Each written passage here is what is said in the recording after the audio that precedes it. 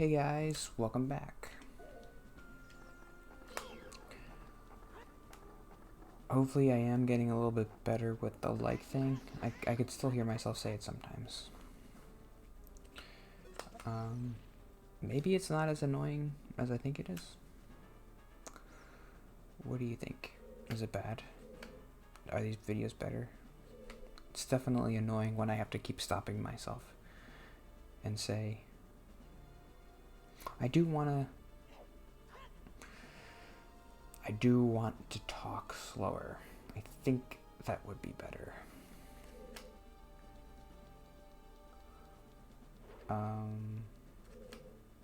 Just seems like something a mature person does. They talk slow, and they are very measured in what they say and how they say it. And they think about what they say. Like Obama. How fast does he talk? I bet he doesn't say like every other word.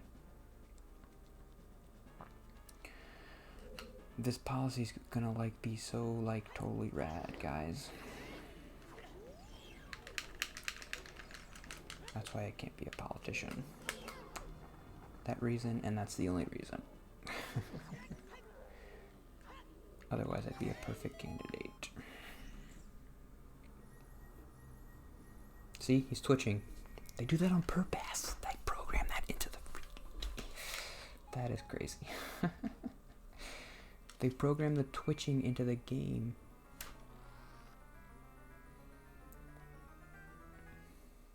To freak you out. Oh, I got the hover boots already.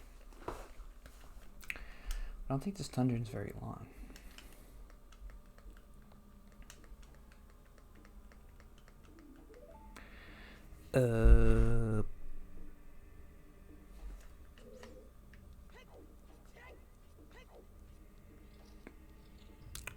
I was able to get my notes from my old phone, and the first note was about I'm watching a new Netflix show that I mentioned called The Last Kingdom.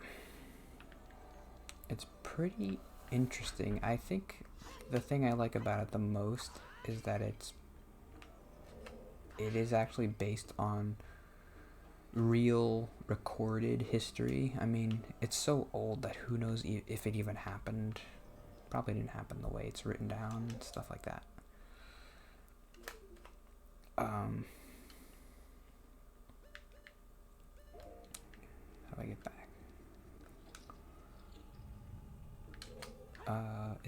It's based in the 9th century in England. And I didn't know that this happened, but in the 9th century,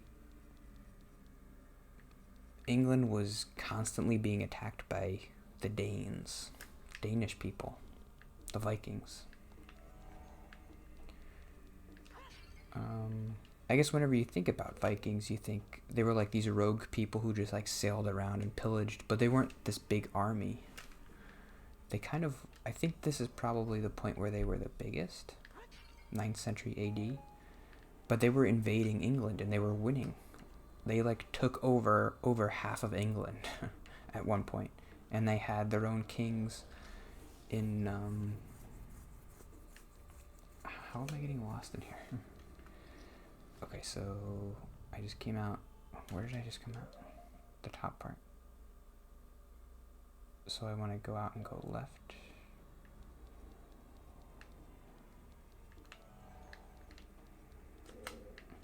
No. Then I have to go out and go right. It's like a maze or something. Stop talking to me.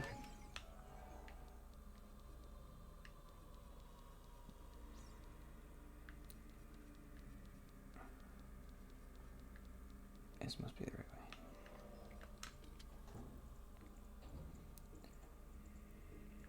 So it is cool to learn about that history that I didn't know about. And apparently this guy, Alfred the Great, was the king of Wessex, which was a part of England that the Saxons, which were the native English people to England, which is just there were the Saxons and there were the Danes, and then there were like the Scots and the Britons and stuff like that. But the Saxons were like the main race of people in England that you think about when you think of England. So apparently this guy Alfred the Great was really important in keeping the Danes almost took over, and Alfred the Great won a couple battles that kept England, and then eventually the Danes left 100 years later, 200 years later, or whatever. And then, so this, based on books, this TV show is about a fictionalized version of that history where you follow this warrior named Uhtred,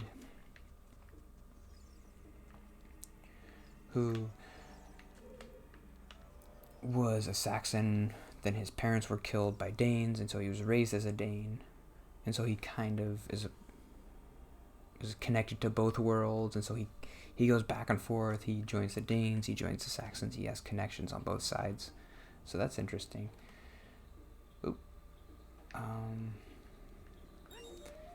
The obvious comparison would be to Game of Thrones because it's a middle age type story. It's a lot different. I think Game of Thrones is more well done.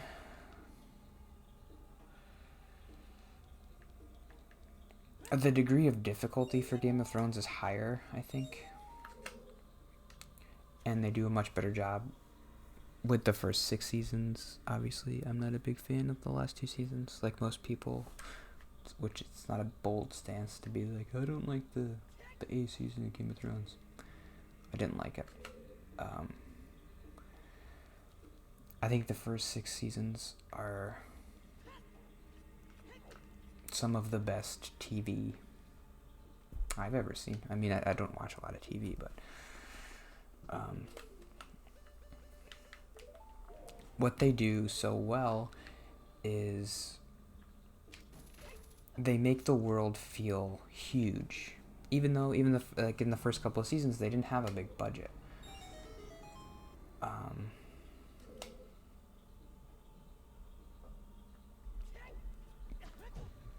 The funnest part of watching that show to me was learning about all these new kingdoms and all these houses and how they interacted with each other.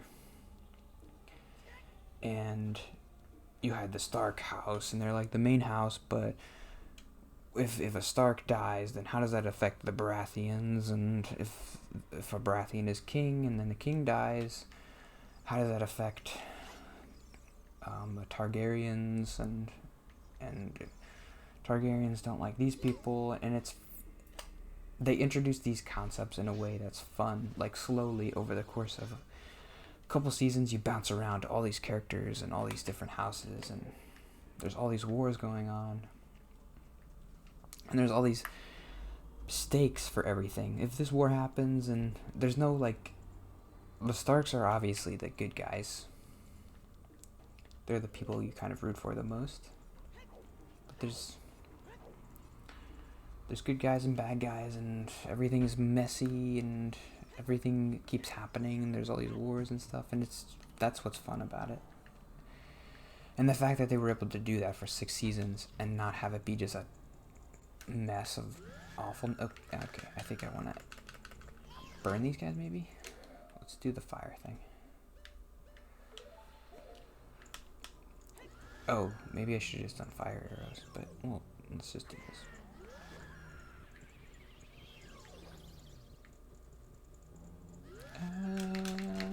Now he's on fire.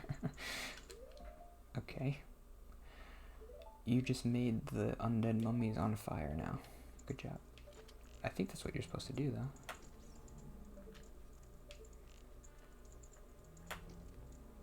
No? Then what? Just hit them with the sword, I guess. Oh. Yeah.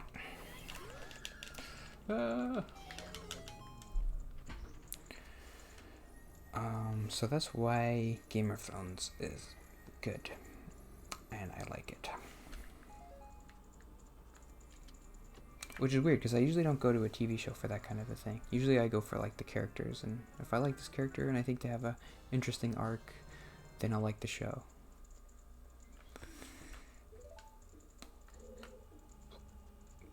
Part of what the show does so well, I guess, and what the books did well, was introduce, like, avatars for houses. So you have all the Starks characters, and they represent the greater House Stark, and also they represent the North. So their character and the region are connected, and they go through arcs of doing different stuff. Then you jump around to the Targaryens, and you have Daenerys, and she's like an avatar, and that's how they introduce the dragons. So I don't know, everything's done very well. I guess you can kind of have to attribute that to the book, George R.R. Martin. I never read the books, and whenever I hear excerpts from the books, like, you can read excerpts online, they always sound terrible. But I just think I just don't like books. I don't. Everything feels over-explained, which sounds pretentious, but I don't know how else to explain it. So what do I have? Do I have the compass? What did I just get? I don't remember. I have to go down to the depths. Oh, wow. How do I get down there?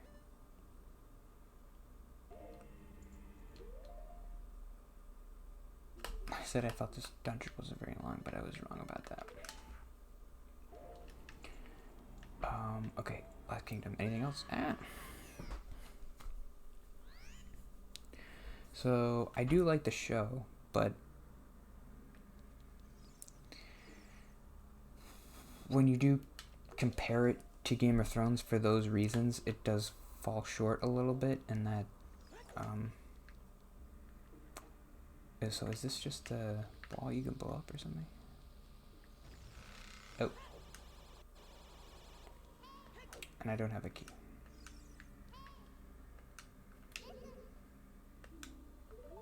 Yikes. Now where do I go? I can go up. Okay, let's go up.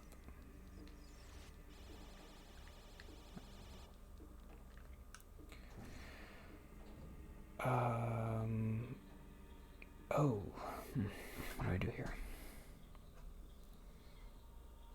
When you compare it to Game of Thrones, there's like all this stuff happening. In The Last Kingdom, there's one thing happening. One war between Saxons and Danes. So every season kind of follows the same formula, where Uhtred joins an army. He joins the Saxons, or he joins the Danes. He builds up this army, there's a battle, and then at the end of the season there's a big battle, and one of the sides wins or one of the sides loses. Usually the Saxons win, for obvious reasons.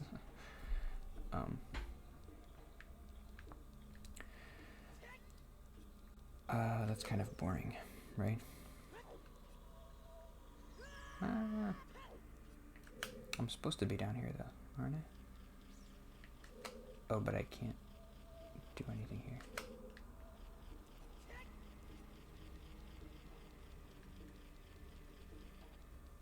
Okay, just got to use the key. There's just not as much going on. So it gets old after a little while. They try to introduce new characters once in a while, but it's still just part of the same conflict of Danes versus Saxons. They just introduced new Dane characters and new Saxon characters.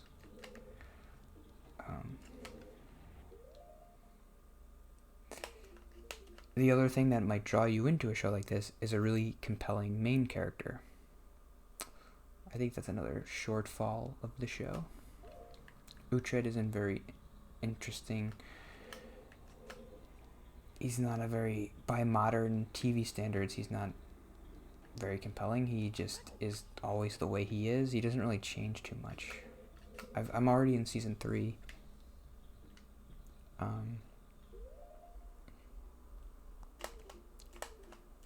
I never really know what's he doing. Why is he doing anything he's doing? What's his goal? What's his purpose? Like, why would he? What's his journey? And what's so they don't have any way to make like an interesting arc with him, because I don't know what's he doing. Oh, it's the other side. It's this side. It's this side.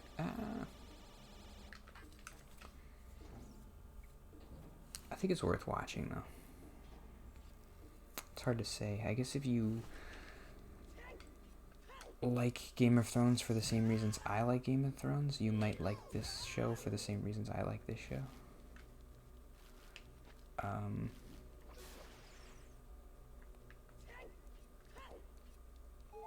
The thing that made me really like it was when I read that it was actually a real history. I had never heard of this before.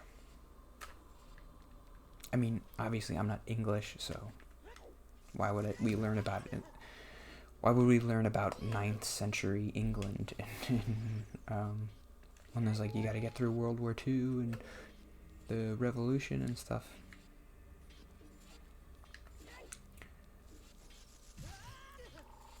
Speaking of revolution, the guillotines.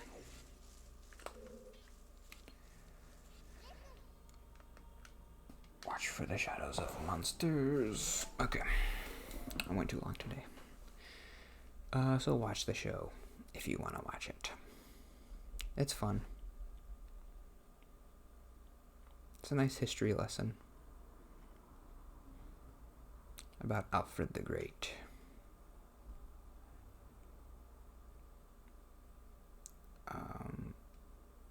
And Uhtred, son of Uhtred.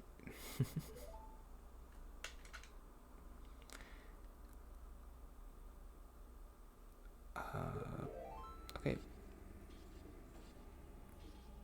Hope you're doing good. If there's anything you want to talk about, throw it in the comments. You want to talk about, have you seen the show? You like it? You're watching your show? You want to talk about what you had for breakfast? Whatever. But thanks for watching, and I'll see you tomorrow.